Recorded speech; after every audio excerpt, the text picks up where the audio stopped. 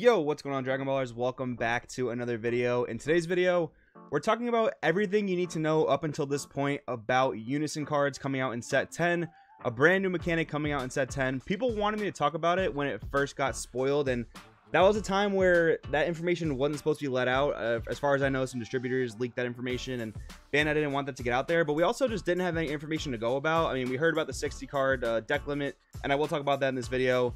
We learned that basically we're getting Planeswalkers from Magic the Gathering, but they're a little different. They're similar in some ways, different in some ways. We'll talk about that in today's video. Guys, if you're new here, make sure to subscribe, hit that bell so never miss a video. If you guys want to support the channel, lots of ways you can do that. We have the Patreon down below, lots of competitive content if you're gearing up for the regional season. If you guys really want to help support the channel, we got the Crossworld TCG merch store.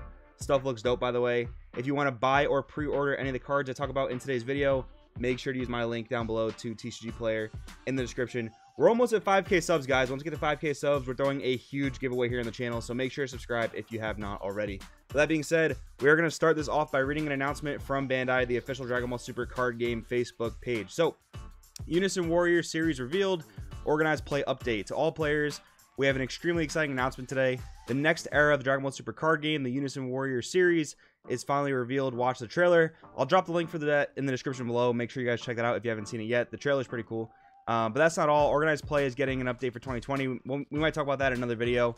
So basically, we're going to talk about what they revealed about the Unison cards. So a type of card, when a card refers to a Unison card, assume that it's referring to a Unison card in a Unison area. Kind of like the new battle card ruling, where a card is only referred to as a battle card if it's in the battle area. There's a lot of rulings that surround that, specifically the Beerus Godly Majesty ruling, where if you discard it off Topo is not technically in play when you activate it at that moment, so discarding the Beerus Godly Majesty off Topo does not work. When you play a Unison card, you place a number of markers on it equal to the energy cost you paid to play it. And just a little addition there, you can pay any energy cost you want for these Unison cards. I'll explain that more once we actually look at a Unison card. Once per turn, you may place a Unison card from your hand under the Unison card in play if they both have the same card number. If you do, add a marker to the Unison card in play. That's a really cool mechanic, because you might be inclined to play 4 of a certain Unison card in your deck, right? You know, you want to see it. You don't want to play 1, even though you can only control 1 from the sounds of it. If you have another one in your hand, you can put it under the Unison card you already have in play to get an additional marker. That's a really cool mechanic. When a Unison card runs out of markers, it is placed in its owner's drop area. Okay, so when you use up all of its skills, when you use up all of its markers, it goes away. Marker skills cost. Marker skills cost have numbers indicated by the number in the X.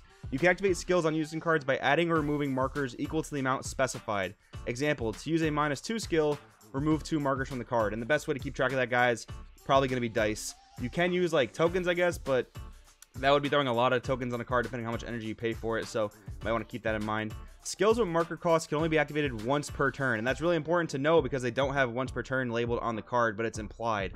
Once they activate and resolve, you can't activate any other skills with marker skills on that card for the turn. So we'll go through a few images here. The graphic art for the set looks awesome. We see one of the spoiled cards, Gotenks Unison of Rage. So you see the X in the top left corner there. That X implies you can pay any energy cost you want to play this Unison card. So it does have the 2 specified red, which means you will have to pay at least that 2 specified red, giving it at least 2 markers. But you know, you could pay 6 for this if you wanted to. You could make this a 6 drop.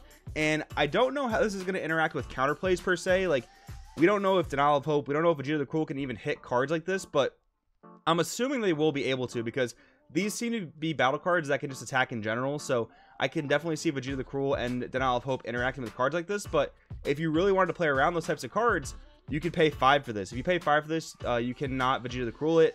That's a really cool interaction I think you guys can pay attention to. So Gotenks Unison of Rage, let's see what he does real quick. He's a 15k attacker.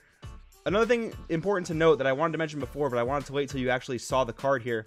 These do not seem to have combo power, so that is going to add a very interesting dynamic.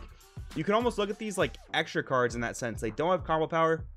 They can clunk your hand if you run too many or happen to draw too many. Now, I do wonder if you have different Unison cards in your deck. I wonder if you can just like get rid of the one that's currently in your Unison area get rid of it to the drop area to play a different new one.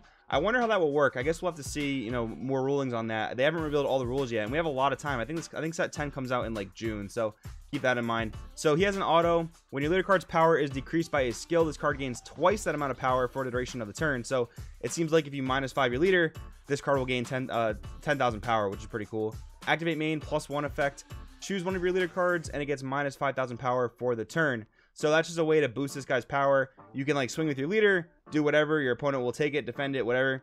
Then you can use the +1 counter on this guy, minus your leader 5, which doesn't matter because they're already attacked, and you'll get it back by the start of the next turn. Then this will be a 25k attacker for as low as like 2 energy. If you only pay 2 for it, that's really cool. But again, there is give and take there, because if you do only pay 2 for it, this will, in my opinion, if it works this way, this will be susceptible to things like Preemptive Strike, Hidden Potential, Vegeta the Cruel, things like that. So the -4 ability, activate main, choose all of your mono red Unison cards and battle cards. They get +5,000 power and double strike for the turn. So this is basically a cheaper Fearless Pan in a sense. Like, you're probably not gonna be able to resolve that on turn 2, but it is kind of like that in a sense.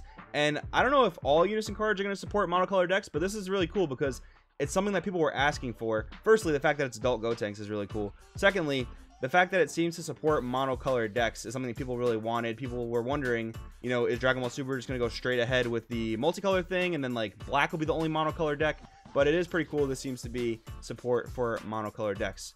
Next up, we're seeing a few things. We're finally getting an Omega Shenron card, which is pretty dope. We're getting the Gogeta SCR, which they talked about in the trailer. So this is going to be an SCR in the set. Really excited for SS4 Gogeta, one of my favorite characters in the game. Next up, we see another one of these Unison cards, Vegeta Unison of Fury. He is a yellow Unison card for, again, 2 specified yellow costs. So again, minimum, you will pay 2 to activate this card. And then once you play him, he's got some pretty powerful effects. Activate main once per turn, choose this card or one of your battle cards and switch it to rest mode, add a marker to this card. That's really awesome. It's another way to get markers on this guy, but again, assuming this can be attacked like a regular battle card, you are putting this card in jeopardy. You could, though, however, tap in a battle card that you don't care about, like, you know, a 1-drop that drew a card, or maybe a really big battle card you don't care about because your opponent probably can't clear it. So you can play around things like that. That is pretty cool. Now this Unison card has both minus effects. So besides adding markers to it in the way that the activate main allows you to do that, you are going to be minusing markers from this guy a lot. So let's give him a read. -1, activate main. Your opponent can't play battle cards with energy costs greater than their current energy until the end of their next turn. That's super powerful, and that's super fitting for yellow. Yellow is one of these colors that really does try and put a limit on what your opponent can do. Flying Nimbus, Cold Bloodlust, Frost Poison, things like that. So for a -1 marker, that's really, really powerful. That basically says your opponent can only play cards that they can actually play. They can't cheat in battle cards, which sometimes cheating in battle cards can be a little degenerate, so your opponent can't like Gogeta 7 you at their 5 energy, for example. That's pretty cool. Activate main / battle -3 effect. Choose up to one of your opponent's energy, switch it to rest mode. Then this card gains +5,000 power, double strike, and dual attack for the turn. Okay, that's pretty insane. So you're definitely going to want this thing to be like a 4 marker. So you might drop this thing for 4. You might also drop this thing for 5, just so you can, again, play around things like Vegeta the Cruel. Unfortunately, you can't play around Denial of Hope because its power is only 15,000. But this is a really cool game ender for 5 energy. Tap an energy, so if your opponent left 1 up for defense, you tap it out. Dual attack, double strike, 20k. That's pretty solid in my opinion. Next thing I want to talk about pretty briefly, guys, we're talking about the 60 card deck limit change. So when that stuff did get spoiled, again, Bandai didn't really want that to get out there yet, but they went and revealed it officially recently.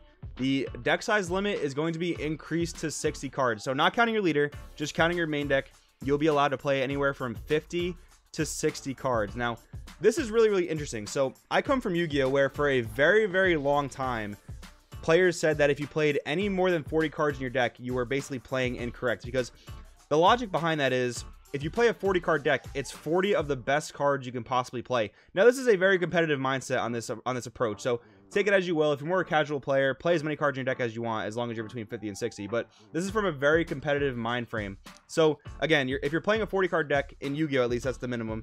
The maximum is 60. If you're playing a 40 card deck, you're playing the 40 most powerful and competitive cards you could possibly be playing.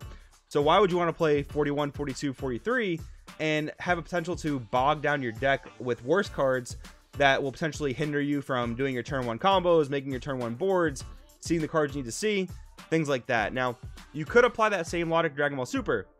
If you're playing a very competitive deck, you're playing 50 of the best, most powerful cards you could possibly be playing. why would you want to bog down your deck with other cards that may not be as powerful, may be very situational, things like that? Now, that's a very interesting point from a numbers perspective because it makes sense. But if you do go with a 51 card deck, 52 card deck, I've run the numbers. I've talked about hypergeometric calculators on this channel before. The percentages don't really get that crazy when you add just 1 or 2 more cards in your deck. Factor that with Dragon Ball Super compared to Yu-Gi-Oh, for example. Dragon Ball Super, you draw infinitely more cards than you do in Yu-Gi-Oh. So with that being a factor, you're really not bogging down your deck. I mean, your leader is an inherent draw engine in 99% of decks. So factoring that in there, you're not really hurting your consistency too much. You're not really bogging down your deck too much. Not really something to worry about. Will your deck technically be more consistent if you just keep it to 50 cards? Absolutely, but who knows? Like maybe in Hachiyak, maybe in Boo, it can be very beneficial to play 60 card decks because you are milling yourself out a lot of the time. You are going through your deck pretty quickly. You might want to do that. Let's say Janemba is the best deck in the format. Would it be correct to run closer to 60 cards?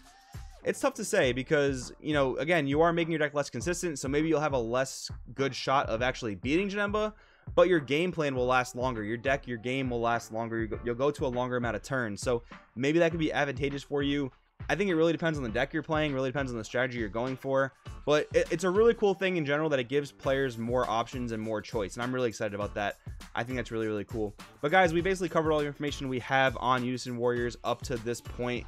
Let me know in the comments below what you think. I'm super excited. Again, it is pretty similar to Planeswalkers, but it's Dragon Ball's own spin on it. You know, they say nothing is original, and this is a really cool take on a card like this, and I'm really excited for it. Let me know in the comments below what you guys think. Thank you for watching. I will see you next time.